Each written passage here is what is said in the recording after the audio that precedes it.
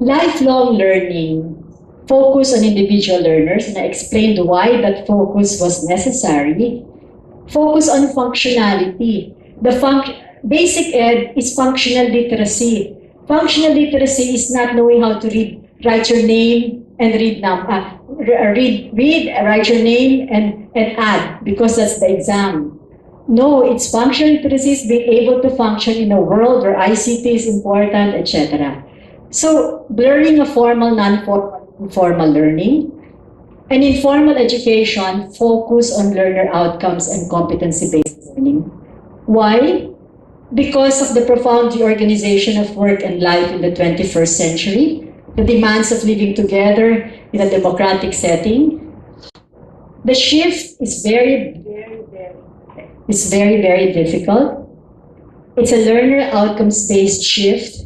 Within a learner-centered paradigm, outcomes are the set of learning competencies that enable learners to perform complex tasks, functions, and roles. We've been debating for 2 years about this outcomes-based education. So those who have heard me talk about some of the points I'm making here in forums on the most controversial memorandum order CHED ever produced, which is the typology and outcomes-based quality assurance.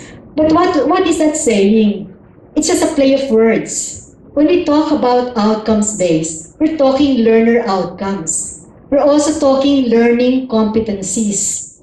And competencies are essential because you want them to function in the real world. Our problem in the Philippines is we're so theory conscious. Theory is higher than practice. Lecture is higher than lab. Even our units reflect that.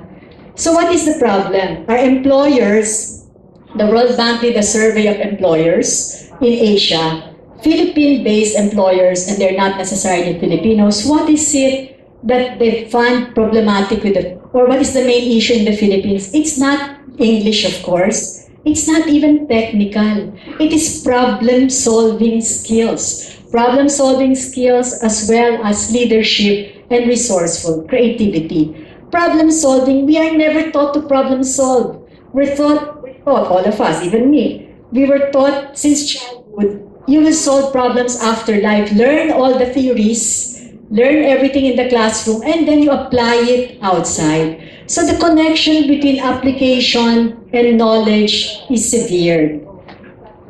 I remember even this whole debate about math. Pure math versus statistics. Statistics is the cousin, it's the poorer cousin because it is applied. So that, I mean, many of us, we even talked about the applied and the pure social science. Education is applied, etc. And there was a condescension up to a certain point, pure condescending on the applied, forgetting that it is in the applied field that you develop the theories in the frontiers of science, in the problem solving. In any case, that is what this paradigm is about. The best way to learn is to first determine what needs to be achieved. Once the desired results are known, then the processes and techniques, in a sense, are working backwards. So the student is at the center. I talk about this, we all talked about learner outcomes. That's easier said than done.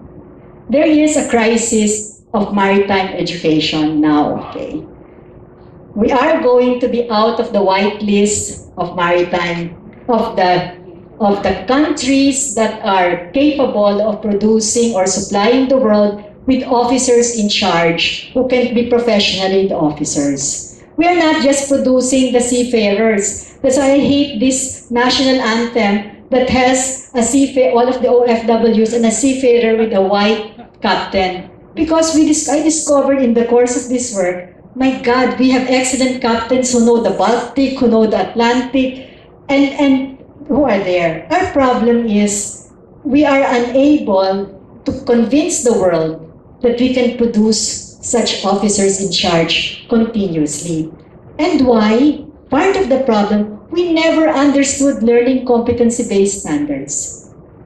The shift in education, the shift in maritime education happened in the mid-1990s also.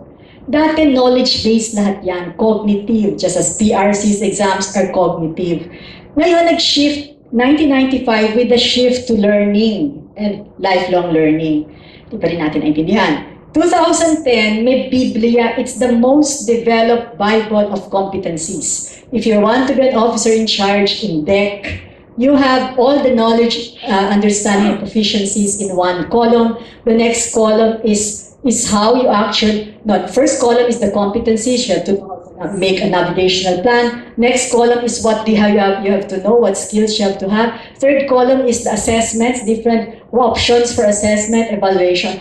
We still did not understand because the whole education system is so teacher-centered. So what's the difference between teacher-centered and learner-centered? We lecture, di ba? Most of the time. If you have competency-based, I'm using maritime because that's my world now. It's if competency-based and you say they have, sa physics, we have to come out with the core specs. Physics for marine engineering must cover all of these, more than what the captain should have. Okay?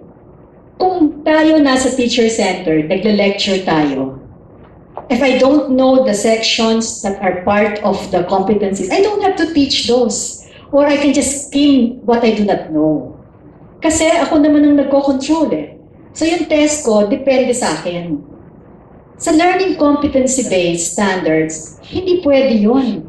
The student must know all of those areas. So if you don't know that area, you have to find a means, get somebody else to help your students know those areas. The assessments have to be your assessment as well as the assessment of external assessors who are also part of your faculty. So that is something that is still very radical. I joined the October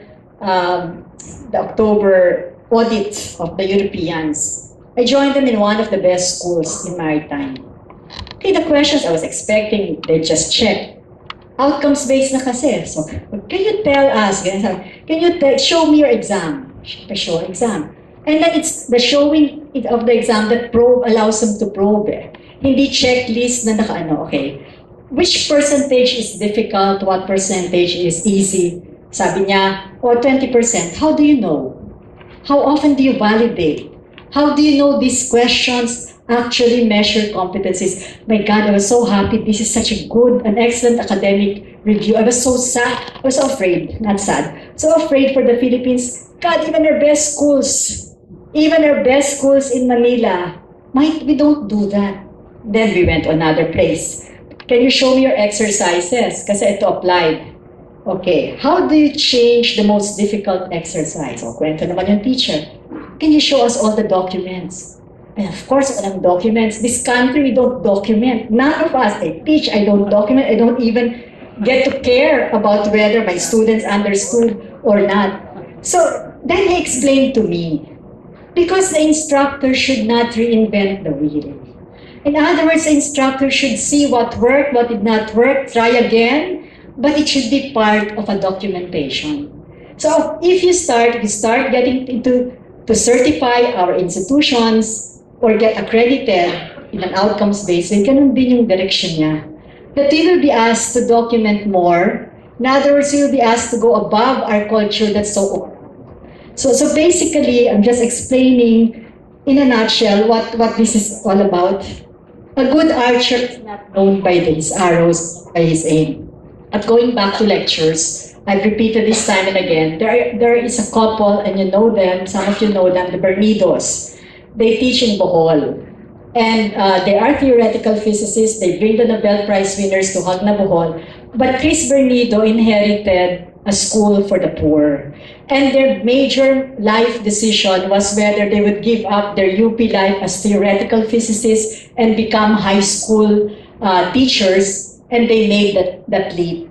But one thing that the wife, Vicky, told me, don't ever lecture. Kasi they had to look at all of the cognitive theories, etc. So don't ever lecture before your students grapple with material. Their problem is there are no science teachers in the place they're in. So how can a PE teacher facilitate a class that is not PE? And that the only way is material. So they develop materials for different levels. And the students must grapple with the material, and then once a week or once every 2 weeks, the scientist comes, facilitates the discussion, and the aha moment comes. Never show videos. Social scientists mahilig sa videos. Never show videos before you actually make them grapple with material, because there will be no aha moment. The learning, I'm a psychologist here, cognitive psychologist, our attention span is short in general. Already as I talk now, I have lost some of you, or our minds move in and out. That's why social media is so appropriate, because short lang siya. And given that, lectures cannot hone competencies. We're not saying don't lecture, because lectures are also important, but they cannot be the method. That's so teacher-centered. You have to use other pedagogies for this. Anyway, just go very fast. If you're shifting our education system, the system of assessment and accreditation also will have to shift. And that's the reason why PRC is moving heaven and earth to shift out of a purely cognitive examination. I hope naman, I'm not sure how many will pass, baka naman our passing rate will be lower, but still the ones who will pass will have the competencies.